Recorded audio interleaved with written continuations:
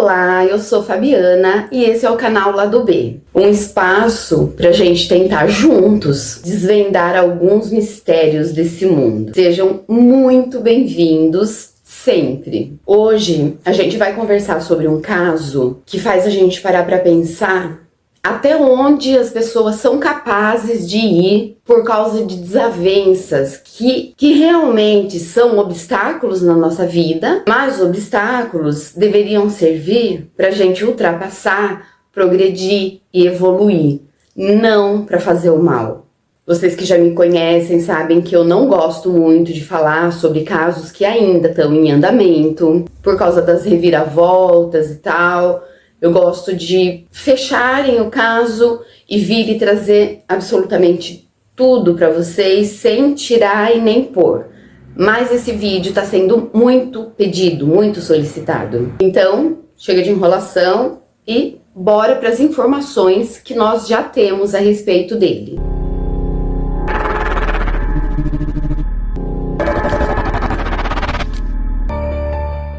Que na realidade já dá pra gente tirar uma bela conclusão. Afinal de contas, ele já teve até coletiva de imprensa no último dia 7 de janeiro. Eu tô gravando, hoje é dia 17. Então, com base nessa coletiva de imprensa, em matérias e reportagens que a gente vê, que a gente lê, e em vazamentos de algumas fontes, dá pra ter, sim, uma boa noção de tudo que aconteceu a respeito do bolo do Rio Grande do Sul. A principal suspeita já está detida. Depois de algumas reviravoltas, eu acredito piamente que isso não vai mudar. Aproveitando, uma coisa que é muito difícil de acontecer, eu quero parabenizar a polícia, a equipe policial que fez a investigação desse caso, que tudo levou a crer que eles deram o seu melhor, deram o máximo, porque é um caso que realmente não é fácil de investigar. Precisa ser realmente um bom profissional, no caso um coletivo, né? Bons profissionais, para achar um fungozinho numa família de propaganda de margarina. Zeli dos Anjos, uma mulher de 61 anos, que no dia 23 de dezembro de 2024 prepara o seu tradicional bolo de Natal.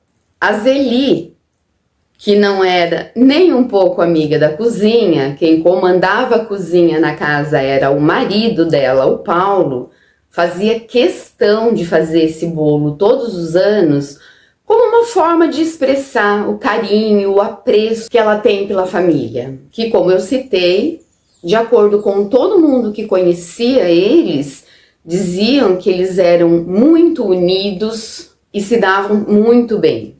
O que não deixa de ser verdade, mesmo com isso que aconteceu.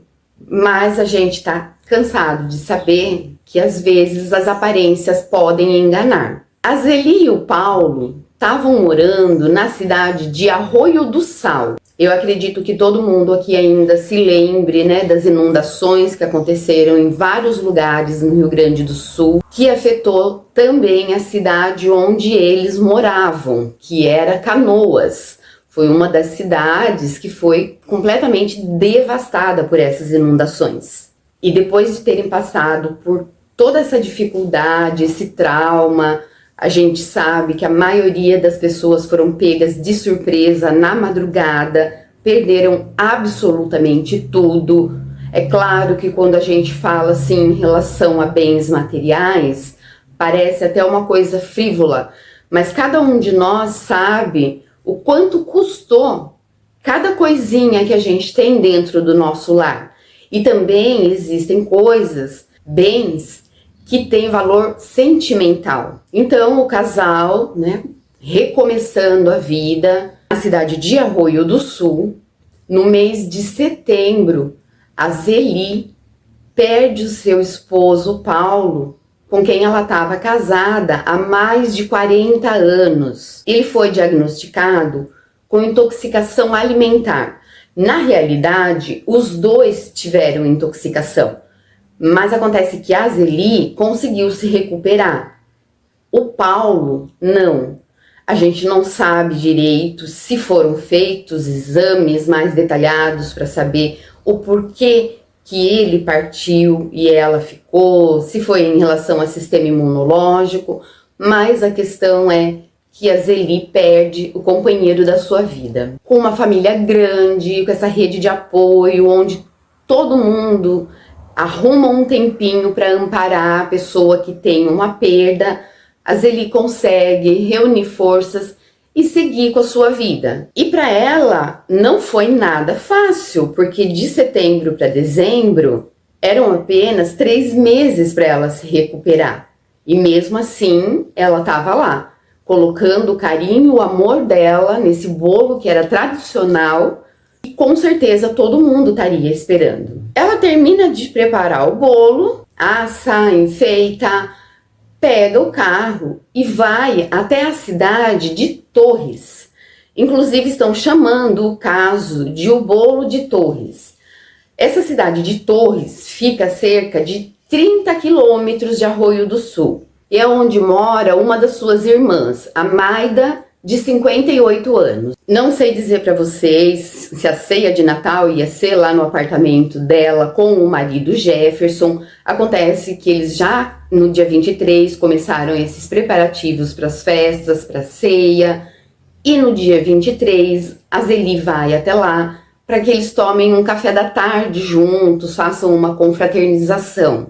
Nessa confraternização tinham 7 pessoas da família. Até onde eu sei, a Maida e o Jefferson residiam em um outro lugar e foram morar lá em Torres depois que eles se aposentaram da profissão de professores. Parece que eles eram um casal assim bastante aventureiro, eles tinham um motorhome, viajavam bastante. Mas enfim, chega a hora do café, a mesa é posta, praticamente todo mundo vai ali se servir, o bolo é cortado e praticamente todo mundo come, com exceção de 2 pessoas. Quando eles começam a comer o bolo, todo mundo nota, inclusive a Zeli, que o bolo tá estranho, tá com um sabor estranho. Praticamente na sequência que eles começam a comer o bolo, as pessoas começam a passar mal, tanto que a Zeli tira o bolo da mesa. A Zeli ainda não pôde falar, afinal de contas, ela foi uma das pessoas que não perderam a sua vida, que ficaram num estado mais grave e teve alta no dia 6, no último dia 6 de janeiro de 2025. Mas com o desenrolar da história, vocês vão conseguir entender o porquê que ela já catou esse bolo e tirou da mesa.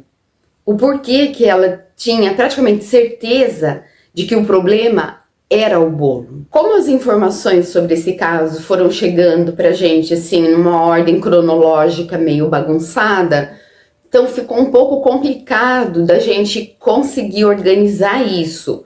Mas eu fiz o meu melhor, porque vocês sabem que eu gosto de contar assim, que é mais fácil de entender o contexto e eu não preciso ficar toda hora voltando e repetindo as mesmas coisas para vocês. O primeiro motivo para Zeli ter tirado esse bolo da mesa foi que umas semanas antes teve uma queda de energia na casa dela, que levou horas para ser reestabelecida. Então a Zeli perdeu bastante alimento perecível que estava na geladeira. Mas tem coisas como as passas, as frutas cristalizadas, que são muito típicas no Natal. São coisas que na realidade não se precisa guardar na geladeira. Talvez ela tenha colocado por não ter espaço ou por achar mais seguro. A questão é que tudo que estragou ela jogou fora. E essas coisas que a gente sabe que já são desidratadas para ter uma durabilidade maior, ela guardou e fez o que toda dona de casa faz, né? Dá aquela cheiradinha, dá uma provadinha, tava bom, guardou. Então, essa foi uma das coisas que provavelmente passou pela cabeça da Zeli. Será que algum ingrediente que ela colocou no bolo estava estragado e estava intoxicando as pessoas? Como todo mundo meio que passa mal ao mesmo tempo, a ambulância chamada chega super rápido, mas infelizmente, logo que eles chegam no hospital, 3 pessoas já vêm a óbito por parada cardiorrespiratória. Essas 3 pessoas são a Neuza, que ao que tudo indica é a irmã mais velha, de 65 anos, a Maida, dona do apartamento, e a Tatiana, de 43 anos, sobrinha da Zeli, filha da Neuza. Ficam internados o filho da Tatiana, de 10 anos, que eu não vejo motivo nenhum para citar o nome dele aqui, é uma criança, ficou na UTI, mas já está em casa, já teve alta, graças a Deus. Fisicamente ele tá bem. Eu tinha dito para vocês que 2 pessoas não comeram o bolo, uma comeu um pedacinho muito pequeno. Por causa dos comentários, ele quis experimentar, afinal de contas é um bolo tradicional, a Zeli nunca errou, então vamos provar. Esse homem é o marido da Maida, o Jefferson, que também é hospitalizado. Então, todos praticamente são hospitalizados, menos o marido da Neuza, que não quis comer o bolo. A gente sabe, eu não me incluo nesse grupo, mas que algumas pessoas realmente não gostam, não ligam para bolo. E ele já tinha comido outras coisas e falou que realmente não comeu porque não estava com vontade. Foi o único a não ser hospitalizado, todos os outros foram. O marido da Maida tem alta também mais rápido. Assim, ele consumiu bem pouquinho, porque ele queria só experimentar e entender o que as pessoas estavam falando, né, da diferença do bolo. A criança provavelmente tem um sistema imunológico mais resistente, então ele se recupera também um pouco mais rápido. Já a Zeli, fora as pessoas que perderam a vida, é a que fica no estado mais crítico. E como eu já contei para vocês, só tem alta no dia 6. Pelo que eu li e algumas coisas que eu ouvi, ela acordou no dia 4 e ficou mais um tempinho ali em observação para ver se não ia ter um efeito pós-traumático. Quando ocorrem eventos assim, né, que a gente pode chamar de coletivo, suspeito, os hospitais têm como protocolo a obrigação de acionar a polícia. E isso era bastante suspeito. Então a polícia abre o inquérito e começa a fazer as investigações, e a primeira impressão que eles tiveram, interrogando algumas pessoas, eles souberam, todos falaram que era uma família unida, uma família feliz, uma família simples. Então a primeira hipótese foi, como tinha bastante comida diferente, de que alguma substância pudesse ter se misturado. Para quem é da área de química, vai saber exatamente do que eu tô falando. Porém, eu não sou professora de química e também nem é esse o foco aqui do canal. Mas todo mundo, né, que teve o ensino médio concluído, sabe que se algumas substâncias que são inofensivas forem misturadas, elas podem se tornar nocivas. Porém, esse trechinho da investigação é fechado e nada levava a crer que era isso. O que acaba acontecendo é a Zeli passa a ser suspeita. Os policiais conversando com todo mundo descobrem, né, tudo que ela vinha passado nos últimos tempos e chegam a pensar que ela pode ter tido um surto que a levou a cometer tamanha loucura. Tem alguma lógica? Tem, porque esse tipo de coisa pode realmente acontecer com algumas pessoas. Mas de acordo com todo o contexto do caso, como eu disse para vocês, as informações foram chegando meio que aos poucos, já dava pra gente ter uma noção de que a Zeli não seria capaz, tivesse acontecendo algo de errado com ela, a família teria notado. Mas não, ela realmente estava tocando a vida, que era o que o marido dela ia querer dela. E outra, se ela fosse fazer algo do tipo, ela ia fazer com ela, não com a família. Mais uma coisa, teria sido colocado a substância, que a gente já vai falar, diretamente no bolo. E não foi exatamente no bolo que foi encontrada. Foi, claro, porém, vinda de um ingrediente específico. Conforme as investigações vão avançando, por isso que eu falei que o trabalho policial foi realmente muito bem feito, porque era muito fácil colocar a culpa em quem fez o bolo, descobre-se que podia ser uma terceira pessoa. Todos os pratos servidos são recolhidos, são levados para teste, descobre-se que de fato era o bolo que estava contaminado e foi o bolo que causou essa tragédia. Foi então que o que era teoria de envenenamento passa a ser um fato. Realmente tratava-se de envenenamento. Agora precisava se descobrir se foi proposital ou se foi sem querer. Às vezes ela podia ter mexido em algum produto forte e depois ido fazer o bolo, não prestado atenção, esqueceu de lavar as mãos.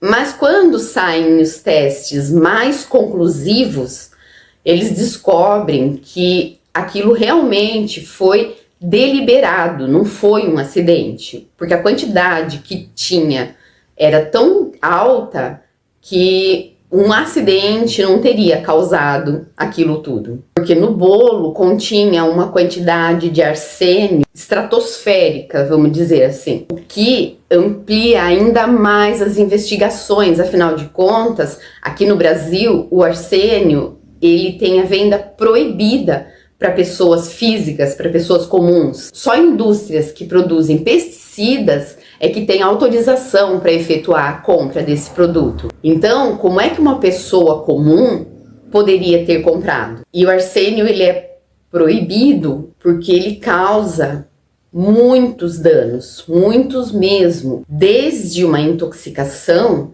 até o desenvolvimento de um câncer. Pela lógica da investigação, a primeira pessoa a ser interrogada deveria ser a Zeli. Porém, a Zeli ficou num estado muito crítico, na UTI e inconsciente por vários dias. Então, os interrogatórios começam com as pessoas mais próximas. Aí a polícia descobre que o Paulo, marido da Zeli, havia falecido recentemente por uma intoxicação alimentar. Intoxicação essa que a Zeli também teve, como eu contei para vocês já. Mesmo assim, as suspeitas sobre ela acabam aumentando. Devido à gravidade da situação, os investigadores pedem a exumação do corpo do Paulo, que não é uma coisa tão simples assim. Mas diante dessa tragédia, o juiz concede a exumação, que foi feita no dia 8 de janeiro, a semana passada. E o resultado, encontra-se uma quantidade muito grande de arsênio no corpo do Paulo, que na realidade, quando saem todos os exames, é óbvio que foi coletado amostras de urina, de sangue. Então, o Paulo era a segunda pessoa a ter a maior concentração de arsênio no seu organismo. Com isso, os investigadores vão para a casa da Zeli. Uma coisa que eles comentaram é que a casa estava bastante desorganizada.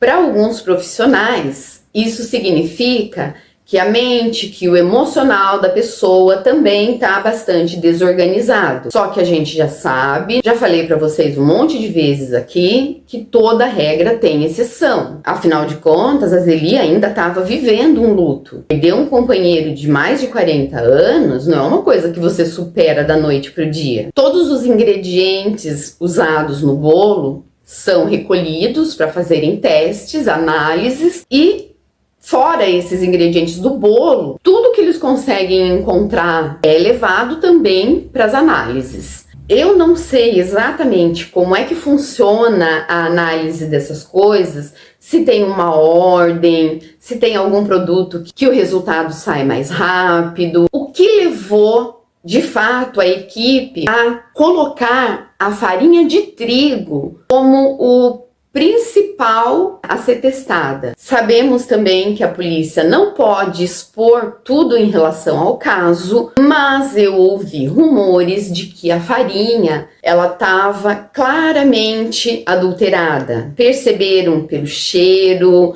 pela consistência dela, Talvez a Zeli, por causa de estar vivendo um luto, de estar tentando se reerguer, não tenha notado isso. Então eles descobrem que tinha muito, mas muito arsênio naquela farinha de trigo. Posteriormente, vêm a descobrir que vários alimentos da casa da Zeli estavam contaminados com o arsênio. Enquanto as investigações vão sendo feitas, o hospital permite que familiares visitem a Zeli. E uma das primeiras visitas que ela recebe é da nora, Deise Moura dos Anjos, que não estava na confraternização. A Deise é casada com o filho da Zeli há mais de 20 anos, pouco mais de 20 anos. O nome do filho da Zeli também não vem ao caso, então eu não vou citar também. O casal mora em Santa Rita, que é uma cidade metropolitana da região de Porto Alegre. Nessa visita, a Deise leva várias coisas para Zeli, mesmo ela estando desacordada, para quando ela acordasse, que ela pudesse comer. Então ela leva sucos, ela leva água, doces, chocolates, iogurte. E aí, os investigadores descobrem que as duas, a Zeli e a nora Deise, não eram assim tão fãs uma da outra, que na verdade existia uma desavença bastante presente na família em relação às duas, o que leva os investigadores a passarem a suspeitar da Deise. Afinal de contas, ela era a única pessoa que não era da família, né, de sangue, que tinha desavença com uma pessoa da família. A Deise está sob custódia como a principal suspeita.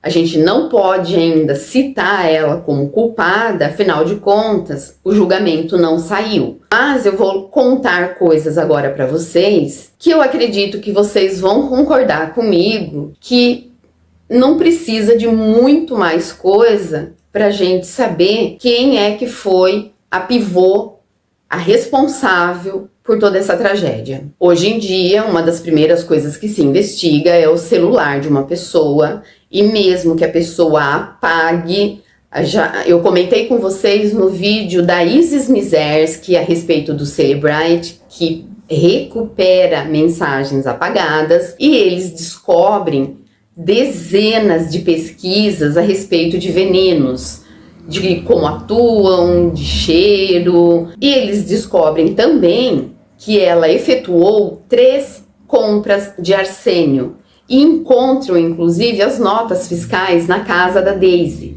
Por isso a importância de uma pessoa suspeita ser preventivamente presa. Porém, no caso da Deise, como eles já tinham praticamente certeza de que era ela, o pedido de prisão dela foi de prisão temporária, não preventiva. Aí descobre-se que esse problema entre as duas começou há 20 anos atrás, quando a Zeli sacou R$600 da conta conjunta que a Deise tinha com o marido.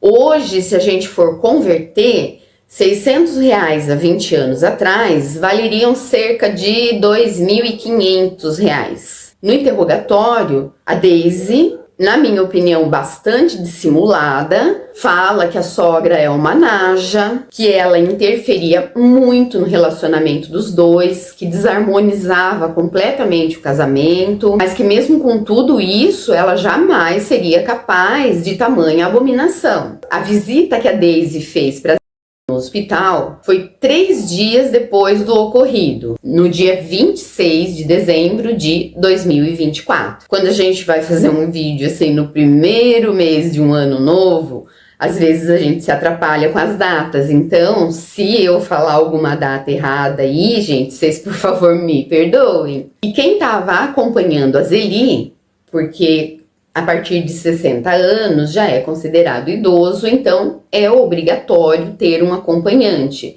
Notou que todas as coisas que a Deise levou para Zeli estava com lacre violado. Então foi tudo descartado, tudo jogado fora. Essa ação para proteção da Zeli, que ainda estava inconsciente, acabou atrapalhando um pouco as investigações da polícia. Porém, mesmo assim, eles conseguiram reaver as embalagens e vai para análise também. Esses resultados ainda não saíram, ou pelo menos até hoje, o dia que eu estou gravando, não tive notícia, pesquisei, mas não saíram ainda. Mas a gente já imagina qual é o resultado. Afinal de contas, por que você levaria um produto para alguém comer, pularia o lacre? Quem tem que abrir o lacre é a pessoa que vai comer aquilo. Vocês sabem que eu sou uma pessoa que não gosto de fazer julgamentos. Eu acho que isso não cabe a nós, a gente não tem sabedoria suficiente para isso. Todo mundo tem o seu telhadinho de vidro, algumas pessoas têm um telhadão, algumas pessoas têm só uma telha, porém, jogar pedra nos outros é um risco muito grande. Mas nesse caso, é certeza de que vai a júri popular, ela já passou, tá, pelas oitivas. Se não me falha a memória, foi no mesmo dia da coletiva de imprensa, que foi no dia 7 de janeiro, agora de 2025. Mas ainda não foi dito nada para a imprensa. Então, a gente não sabe exatamente como é que vai funcionar o julgamento dela. Mas provavelmente vai ser júri popular. É o que acontece em casos onde a pessoa não é pega em flagrante, porém todas as provas, todas as evidências indicam que foi ela. Uma coisa bastante grave também que é descoberta é que poucos dias antes do falecimento do Paulo,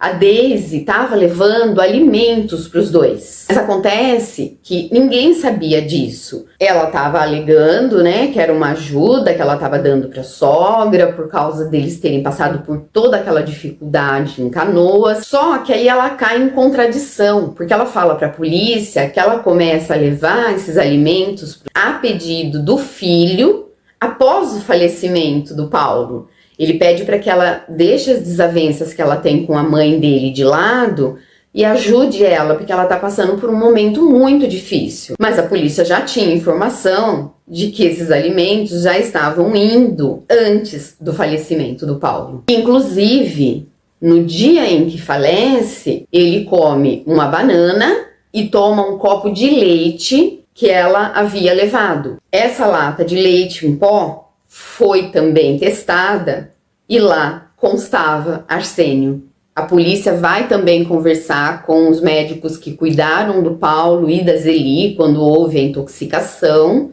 e eles contam para a polícia que a Zeli chegou a perguntar se o que estava acontecendo com eles podia ter sido envenenamento. Mas como eles acreditavam que não, que era só uma intoxicação, não foram feitos exames. Como tudo já tinha passado há algum tempo, eu não sei honestamente se esse hospital vai ter algum tipo de punição. Deveria, afinal de contas, deveria ter sido feito exame. Como os dois passaram mal, um veio a falecer, deveria ter sido feita uma autópsia para constatar de fato que o óbito se deu por intoxicação. Enfim, se eu vier a descobrir isso futuramente, eu acredito que ainda tem alguns desenrolares aí que a gente vai precisar falar novamente.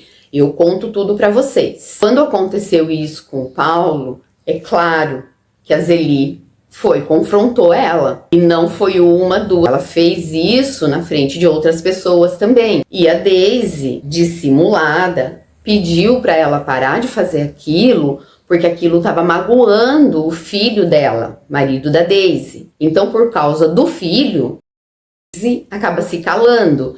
Porém, a boca fecha, mas a mente fica trabalhando. Vocês lembram que, inclusive, a primeira atitude dela quando começaram a passar mal foi tirar o bolo da mesa. Ah, e tem mais, tá? Quando o Paulo faleceu, a Daisy sugeriu que ele fosse cremado. Que eu falo para todo mundo que eu conheço, quando chegar a minha hora de partir desse plano, eu gostaria de ser cremada. Eu já contei para vocês num outro vídeo, foi sobre o Halloween, de um pânico que eu tive quando eu era criança. Eu tinha muito medo de acharem que eu parti e de ser enterrada viva. Embora eu tenha, superado isso, porque eu cheguei a ficar doente, eu tinha por volta de 8 anos, não dormia. Ainda isso vem à minha mente, mas também tem da doação de órgãos. Então, dependendo das circunstâncias, se for possível que eu faça a doação dos órgãos, aí já tá bom, não precisa se preocupar com isso. Qualquer lugar, qualquer cantinho lá para colocar a minha carcaça, tá bom. Vai importar de fato é o meu espírito,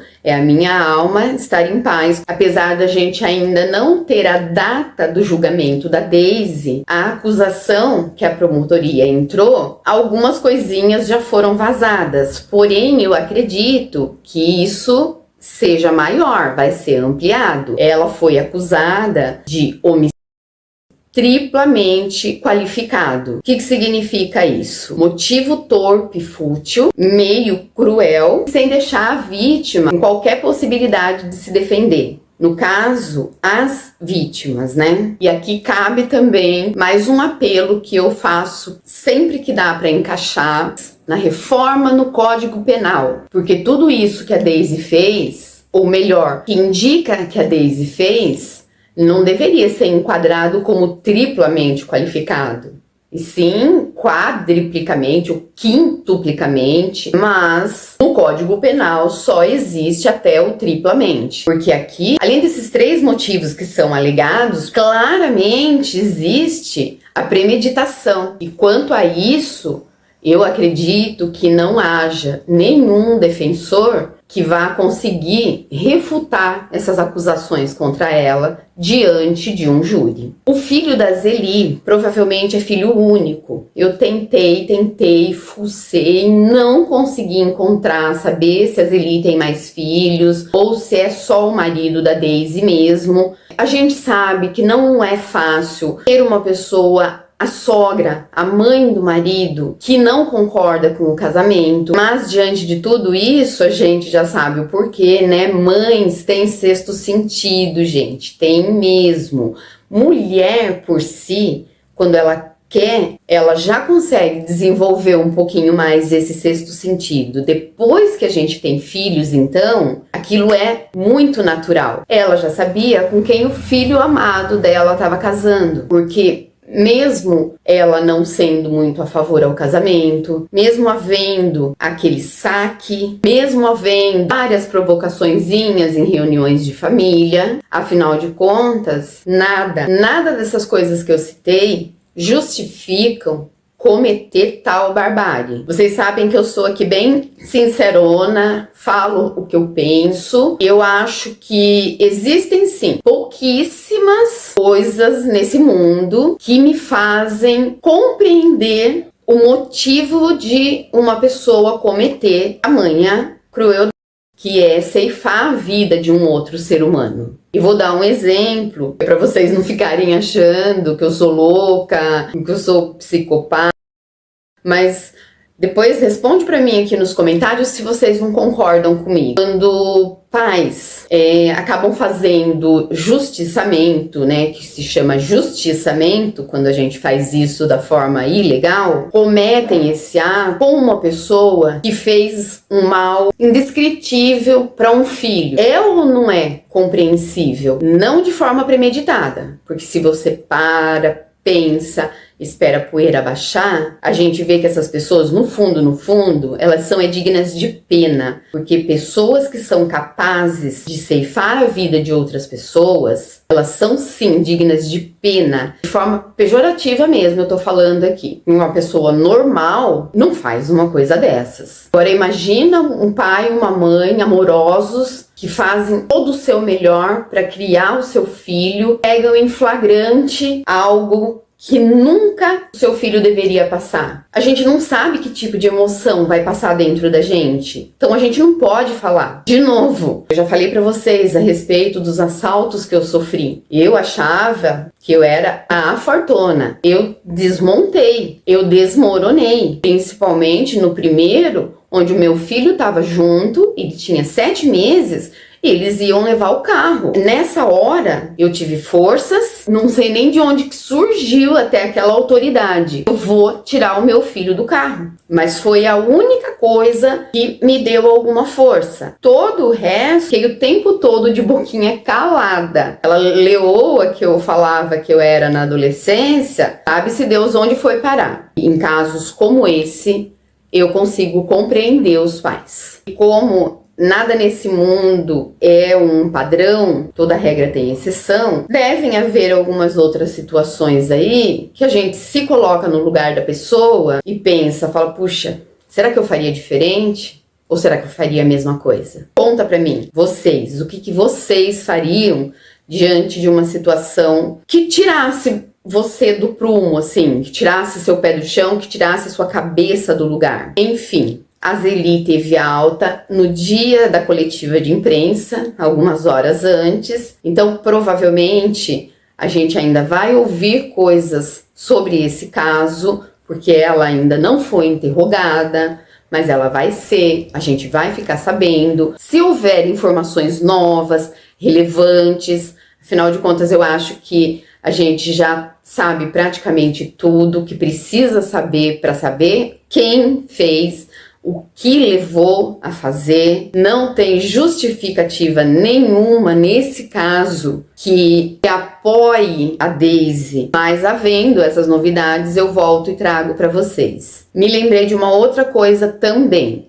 Eu contei para vocês que a Daisy e a Tatiana, que infelizmente faleceu também junto com a mãe, deixando o filho de 10 anos e o esposo, eram bastante íntimas, bastante ligadas. E é claro que quando existe uma desavença na família e quando tem duas pessoas que são bastante ligadas, sai muita conversa. E normalmente uma amiga vai e conta para outra amiga. E uma amiga muito íntima da Tatiana contou coisas horríveis que a Daisy falava a respeito não só da Zeli, coisas sobre eu vou em todo mundo dessa família. Claro que eu não vou lembrar exatamente tudo, mas acho que só essa frase já dá pra gente ter uma noçãozinha de como ela vai ser classificada, e provavelmente é sociopata, diferentemente do psicopata.